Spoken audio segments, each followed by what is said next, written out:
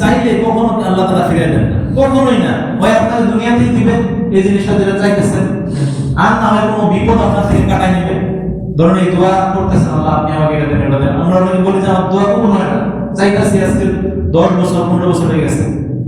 কিতাবে আছে এমন অনেক সালাত ছিলেন যারা বলছে যে আমি 40 বছর আগে একটা দোয়া করছি, ওই দোয়া আয়েশা আবার এখন কবুল হয়েছে, 40 বছর পরে এসে দোয়া করেছে। তার মানে 40 বছর পরে এই সময়টা তার জন্য এটা কি ছিল? প্রয়োজন ছিল।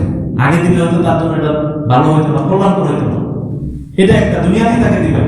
দ্বিতীয় একটা হচ্ছে যে দুনিয়াতে কোন একটা বিপদ, কোন একটা দুর্ঘটনা, অ্যাক্সিডেন্ট হইতো, ওই দুর্ঘটনা থেকে এই দোয়ার বদলে আল্লাহ তাআলা বাঁচায় নেয়।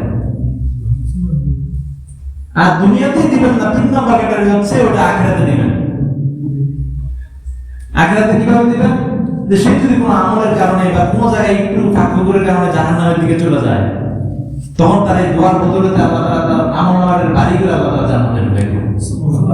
এবং তার দোয়ার বদলতে যখন দেখবে এত এত নেকি আল্লাহ তাআলা দিতেছে, তখন নবীজি বলেছে কিয়ামতের দিন ওই মানুষগুলো আফসোস করবে আর বলবে, হায় আমার কোনো দোয়াই যদি দুনিয়াতে কবুল না হইতো, সব যদি এখানে যদি থাকতো আখিরাতের জন্য তো কত ভালো, আমি আরো জান্নাতে কবুল দিয়ে যেতাম। ওই দোয়াগুলো কবুল না হলে আরো ভালো। দেখেন আমরা এখানে আফসোস করি দোয়া কেন কবুল হয় না, আর ওইখানে করবো কেন কবুল হইল। এজন্য যা কিছু চাইবো একমাত্র আল্লাহ তাআলার কাছে চাইবো। চাইতে রাজি আছি তো ইনশাআল্লাহ ভাই? শেষ একটা ঘটনা বলে শেষ করি। দেখেন চাওয়ার ক্ষমতা কিরকম। মূসা আলাইহিস সালাম ছিলেন কালিমুল্লাহ, আল্লাহ তাআলার কাছে সরাসরি কথা বলতে পারতেন। জানেন তো, দূর পারে যায় তিনি আল্লাহ তাআলার সাথে কথা বলতেন। আল্লাহ আস্তাগফিরুল্লাহ। তো তিনি যখন একদিন যাইতেছেন রাস্তা দিয়া, এক মা দাঁড়ায় আছে, সে এখনো মা হন নাই, ওই মহিলা দাঁড়ায় আছে। তো মুসা আলাইহিস সালাম বলতেছেন, হে আল্লাহর নবী, আপনি তো সরাসরি আল্লাহ তাআলার সাথে কথা বলেন, আপনি আল্লাহ তাআলাকে একটু বললেন আমার তো বাচ্চা হয় না, দীর্ঘদিন হয়ে গেছে আমার কোনো বাচ্চা হয় না, আপনি একটু সুপারিশ করেন যে আল্লাহ তাআলা যাতে আমাকে একটা বাচ্চা দেয়।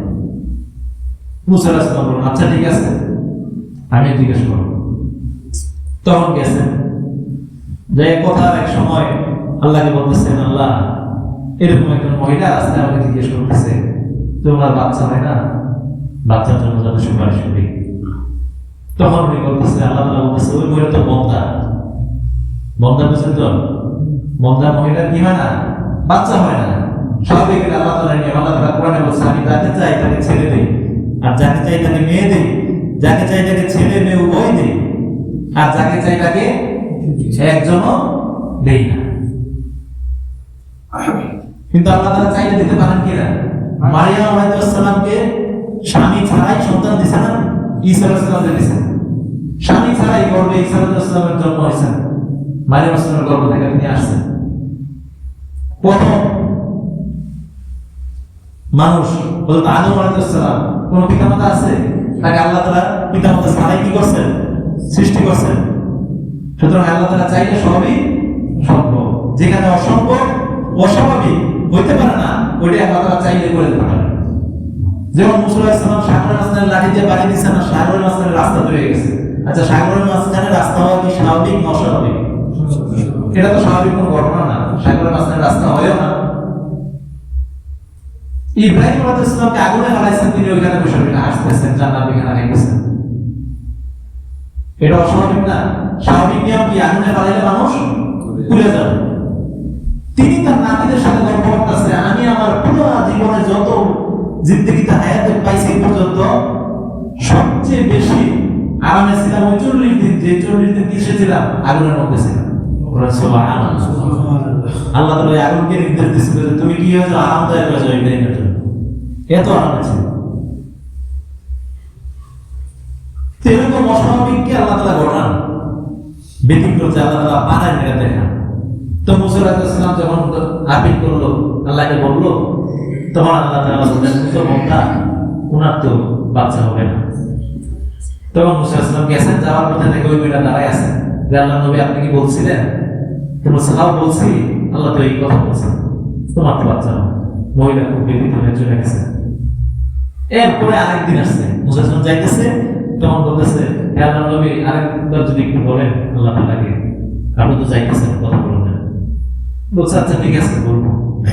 তখন গেছে বলতেছে আল্লাহ ওই মহিলা তো আবার বলছে যে একটা বাচ্চার জন্য সুপারিশ করার জন্য, তার যাতে একটা বাচ্চা হয়। তো বলছে না মুসা যাও, তুমি বলে দিও তার বাচ্চা হবে না, সেটা মন না। এরকম তৃতীয়বার আবার একদিন যাওয়ার সময় ওই মহিলা আবার বলছে মুসা ইসলামকে। তখন মুসা ইসলাম যখন আবার আল্লাহকে বললেন, আল্লাহ আবার একই উত্তর দিচ্ছেন তার তো বাচ্চা হবে না। তখন ওই মহিলাকে যখন মুসা ইসলাম বলছে তোমাকে তো আল্লাহ বলেই দিচ্ছেন, তারপর কেন বারবার এইভাবে বিরক্ত করতেছে, এদিকে আসতেছ। তখন ওই মহিলা চলে গেছে। অনেকদিন পর মুসা আলাইহিস সালাম যখন এই রাস্তা দিয়ে যাইতেছে, তখন সামনে ওই মহিলা আসছেন এবং এসে মুসা আলাইহিস সালাম বলতেছেন আমি দেখতেছি তার কোলে একটা বাচ্চা এবং তার হাতে আরেকজন বাচ্চা। সুবহানাল্লাহ। মুসা আলাইহিস সালাম বলেন ব্যাপার কি? তুমি ওই মহিলা না যে আমার কাছে বলছিলা যে আল্লাহর কাছে সুপারিশ করার জন্য যে তোমার যদি একটা বাচ্চা হয়? বলছে হ্যাঁ মুসা, আমি তো তোমাকে বলছিলাম দেখো আল্লাহ তাআলা আমাকে একটা না দুইটা সন্তান দিয়েছে। বলেন সুবহানাল্লাহ। মুসা আলাইহিস সালাম একটু অবাক হয়ে গেলেন, কি রে? তো সে চাইতেছে আল্লাহ তাআলার সাথে কথা বলার জন্য। সে গেলেন, যাওয়ার পর আল্লাহ তাআলাকে এই কথা জিজ্ঞেস করতেছেন, যাই এই শুনলেন যে আল্লাহ আপনি তো 3 বার এই মহিলা বললো যে আপনাদের সুপারিশ করার জন্য, আমিও সুপারিশ করলাম, বললাম, আপনি 3 বারই আমার ফিরিয়ে দিচ্ছেন, বলছেন সে মহিলা তার বাচ্চা হবে না, কিন্তু এখন আমার সামনে 2 বাচ্চা নিয়ে আসে। সে বিষয়টা আমি বুঝলাম না। তখন আল্লাহ তাআলা বলতেছে মুসা আমার এই বান্দী আমার কাছে এত চাওয়া চাইছে, এত চাওয়া চাইছে যে এত চাওয়া চাইছে যে আমি তার তাকদীরকে পরিবর্তন করে সন্তান যেখানে হইতো না আমি তাকে 2টা সন্তান দিয়ে দিয়েছি। কার কাছে চাইছে? আল্লাহর কাছে। দেখেন যেখানে আল্লাহর নবী মুসা আলাইহিস সালাম 2 বার সংবাদ দিলেন, 3 বার সংবাদ দিলেন যে তার বাচ্চা হবে না, কিন্তু সে কি হাল ছাড়ছে? হাল ছাড় নাই। সে বলে যে তার সে যে আল্লাহর ইবাদত করতেছে, ইবাদতের মধ্যে ঠিকই আল্লাহর কাছে এখনো পর্যন্ত চাইতেছে এবং চাওয়ার পর আল্লাহ তাআলা কি করছে? একটা না 2টা বাচ্চা দিয়েছে। ইব্রাহিম আলাইহিস সালামের জিন্দেগি দেখেন না, বাচ্চা হয় না বুড়া বয়সে 90 বছর বয়সে যে একটা বাচ্চা হয়েছে। কে দিয়েছেন? আল্লাহ তাআলা দিয়েছেন। এজন্য কোন বিষয়ে হাল ছাড়তে নেই। দুনিয়ার যখন সব দরজা বন্ধ হয়ে যায়, সবাই যখন বিতাড়িত করে তাড়ায় দেয়, তখন একটা দরজা খোলা থাকে। কার দরজা? আল্লাহ। সবাই বলেন কার দরজা? আল্লাহ। আল্লাহর দরজা খোলা থাকে। সবাইকে দেখবেন সব কথা বলা যায় না, কিন্তু আল্লাহর কাছে সব কথা বলা যায়। এমন অনেক কথা আছে যে কথা আমি মানুষকে বলতে পারবো না, কিন্তু আল্লাহ তাআলার কাছে মনের সব কথা বলা যায়। আর দেখবেন মনের সব কথা যখন বলা যায়, তখন দেখবেন নিজের থেকে অনেক ভারী একটা কিছু নেমে গেছে। আমি এমন এক দরবারে পেশ করছি যেখান থেকে কখনো খালি হাতে ফেরায়।